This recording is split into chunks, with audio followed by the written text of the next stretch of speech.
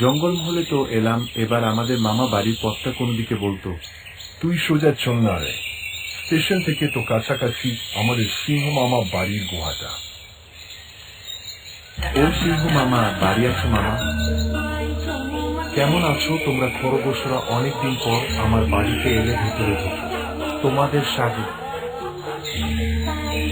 কিরে, তোরা কেমন আছিস ভাইরা? তোমরা এখানে অপেক্ষা করো, আমি তোমাদের জন্য খাবার নিয়ে আসছি। তোদের খেলাধুলা ও পড়াশোনা কেমন চলছে? আমরা খুবই মনোযোগ দিয়ে পড়াশোনা ও আনন্দের সাথে খেলাধুলা করছি। আমরা ভালো আছি।